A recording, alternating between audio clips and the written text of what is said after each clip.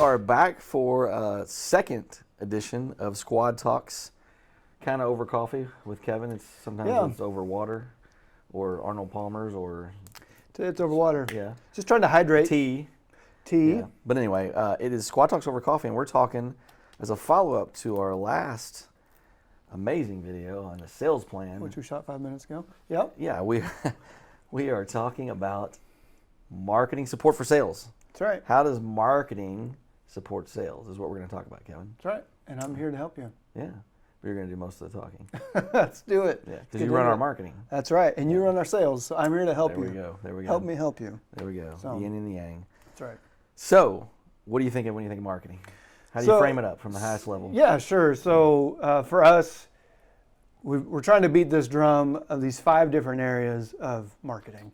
It's funny. I Googled it the other day, the functions of marketing or something like that. And there's the 4 functions, or there's the 7 functions. And I read the list. I'm like, these Price, people. Exactly. Location. Yeah. I'm like, I don't know about all that. Here's how we break it down. So first, marketing grows your audience, right? So you have to have someone to market to. So you get out there with your website, inbound marketing, maybe you're doing ads, those kind of things. Second, marketing amplifies your brand. So it's one thing to have a website, but it's another to communicate with clarity. So we like to focus on brand messaging, making sure people understand who their audience is, what they want to hear, and speaking to them in a relevant way. Supporting that with the visuals, with graphic design, video, photos, web design, those kind of things. The third thing we think about is sharpening your tools. So sharpen the axe. Sharpen the axe, right. If you had Abraham Lincoln said it, or somebody. Give me the line, because I heard it from you if first. I had 6 hours to cut a tree down, I'd spend the first 4 sharpening my axe, something like that. That's right. Paraphrasing. There it is. So I think it was Benjamin Franklin, probably. Well, he invented electricity. So there you have it. Obviously talked about axes too. Sharpen your tools. So what does that mean? It means you have a website. Let's optimize it. It means maybe you have a CRM. Let's make the most use of it. Helping people with their technical tools is sort of the area that we lean into, marketing tools. Fourth is build your team. So something people don't often think about when they think of marketing is recruiting, internal communications. You have team members, you have associates, whatever you refer to them as. How do you empower them to be your sales force, to be your advocates out in the community, or just even to know what's going on with your business as it evolves? Even with us, I feel like it creeps into our culture, core values, our marketing, our experience. Yeah. Both for our clients and our team members. So signage in your office, what does it look like when your customers or your team walk into your office? You have your core values on the wall. Swag even. Oh, what do we got here? We got some swag on. So building the Squad zip-up hoodie that I wear every day from October through March. So it's available on our swag store. Yeah, easy. Makes the decisions easy, Kevin. So it's those 4 things to start. So it's grow your audience. Amplify your brand, sharpen your tools, build your team. But then last, it's empower your sales team. So we see that a big thing that we do is to assist companies as they're out there selling. Part of our target market that we talk about is companies that have a sales team, because that's an area that we're really able to serve people well, is empowering their sales team, and that's what we're going to talk about today. That's excellent. That's why I'm here. Yeah. That's why I came. That's right. So let's jump right in. I mean, we talked about some of these things. We highlighted them last video. Right. We didn't go real deep on them. Right. But that's your job, is to kind of go deeper. So. Yeah. So the way we think about it is I've identified 5 ways that marketing can empower a sales team. And so I like to think about it as leads and deals, right? That's language that salespeople use all the time. So marketing wants to generate leads, but it's not, our job doesn't stop there. It also helps to close the deal. So the first thing that I see marketing doing is to capture a lead. So, for us, our DNA is inbound marketing. That means you have a website and you are publishing content that speaks to your target audience. You're using keywords and phrases that people you want to sell to are searching for. And then you support that with, landing pages that convert, lead forms that, capture relevant information. We even have some clients where we've developed landing pages for specific sales reps. Yeah. And I know you don't want for less content for like corporate social accounts, like right, the company Facebook or Twitter or LinkedIn, right. but more content for actual humans doing business with other humans. So Exactly. salespeople on these platforms having conversations, interacting, we create content for them to use. That's right. So they're going out on their LinkedIn and sharing things that are in line with some of the maybe campaigns that we're supporting. So it starts with capturing a lead is the first and maybe the primary goal of marketing, and the way that I see that we support sales. Second, it's now that you have the lead, what do you do with it? And so it's cultivate the lead. So primarily that looks a lot like email marketing. So someone has downloaded a guide on your website, or they have filled out a SQL form. They've said, hey, I want to meet with a salesperson. We also put them into our email marketing queue, and so now they're starting to get email messages that say, hey, here's what we're about. Here's the type of work that we do. Here's the valuable information that's going to maybe help you do your job better. So we get them right into that. I think the thing that a lot of that does, I mean, you can get into this mindset of over automating things, especially in the last decade with all the marketing automation tools and whatnot. But Sure. And some of it's great and healthy. All of it, to me, the goal is to reduce the friction. Like, I got some of my questions answered by some of your content already. Right. Your frequently asked questions. I understand better what you do. It's cutting down that like maybe sales cycle from 6 months to 3 months to a month maybe. Right. By your marketing content and touches. And Exactly. I think that's the thing that you can overcomplicate all this stuff, but I mean, like, to me, that's the goal. Like, how do we reduce some of that friction in the process? With our marketing messaging and automations to get somebody to say, where do I sign? Yeah, exactly. They know that they're talking to the right people. So email marketing, it can also extend into social. Maybe they've started following you online. So just being mindful about the content that you put out. Hopefully they're not following me online, Kevin, on Twitter. Hopefully. Well, again, it's the vetting process that we're talking about there. So, so we cultivate the lead. So then at that point, hopefully, sales now has an opportunity to sit down with someone across the table. Maybe they're having coffee, or maybe they've come into our office. And how does marketing help at that stage? So the third thing I see we do is to create the deal. So at that point, that lead has said, hey, I'd love to have a conversation. So maybe have a connect meeting. And then maybe you've moved even to a discovery meeting where you're sitting down and really putting pen to paper and saying, okay, we think maybe you need this service or this product. What marketing can do is support that in-person interaction. So we've produced sales kits for people, or just even collateral pieces. But imagine as a salesperson going in with this folder of information that touts work that you've done. Maybe there's statistics that show, hey, our service is important for this reason, or here's statistics that say why we're good at what we do. We work with some folks who they don't have a true sales team. They have project managers who are out, quote, selling. And so they may not feel the most empowered, from an experience or skill set standpoint.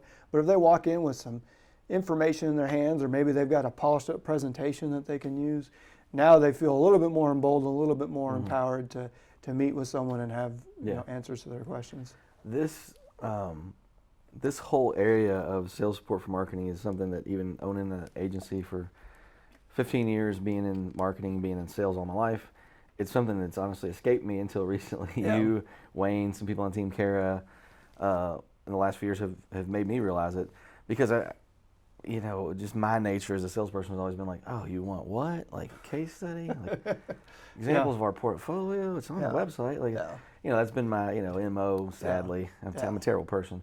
Hashtag be better, Bryce. But, I've realized, people they need to visualize something. They need to see something that, you don't have credibility right off the bat with everybody. Right. And so that's been invaluable in the last year for me, is to be able to say, like, hey, you wanted to see a portfolio. Rather than send you the link to everything we've ever done, let me go to our well-crafted portfolio that you guys have created in case studies and pick out the things that apply to you and send them.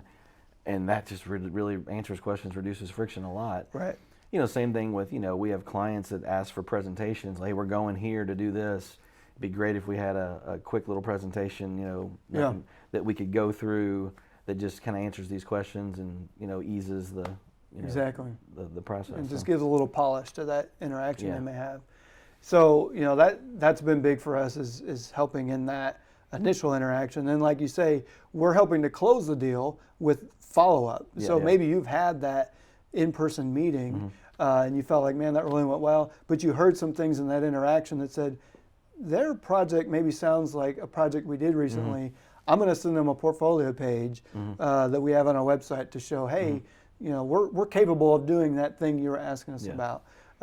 The other side of that is case studies to show not only are we capable of doing it, but here's some results. We did something like what maybe you would need for a client, either in your industry or a different industry, and here were some results. Yeah. And so I see the fourth thing is us to help close the deal with that kind of support that gives you some ammunition for follow-up.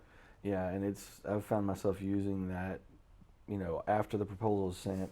Right. Sometimes right before if it's asked for, but after the proposal is sent, sometimes is when those requests come in. Hey, do you have some examples of this? Do you have some, and invaluable to be able to draw upon that. Right. And it really does help. Yeah. Versus just me being impatient and I'll Right. follow up. I'll follow up till the cows come home. Yeah.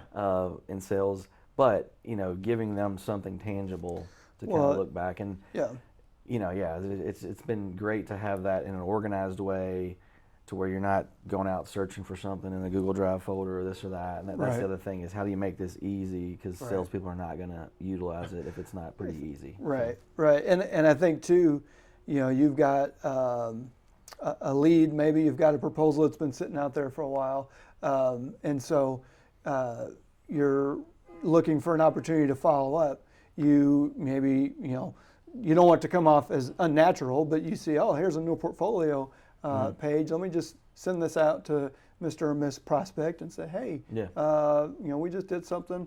I thought you might want to see, this project that we just wrapped up, and that is another touch point for you, intentional touch point to help close the deal. I tell you, one other thing that you guys have created that's great value is when we're selling. We've talked a lot about project sales. We also, a big part of our business is partnerships. People come, usually $60,000 to $80,000 a year and just outsource a great deal of their marketing to us, whether it's primarily digital, but also some non-digital, design support things. And that's a difficult thing for people to understand. Like, a lot of agencies don't work that way. Right. And how do they wrap their head around what's that? And we've done a good job of saying, here's our process, with visuals to say, like, here's how we work. We have a quarterly review planning meeting, and we have a monthly strategic. We have check-ins. We have this. You get these reports. You get, and every client's different. Some want the reports. Some want more emphasis on different things, but it gives us a lens to say, like, here's how this would work. Right. Again, because it's tough. I know I'm that way.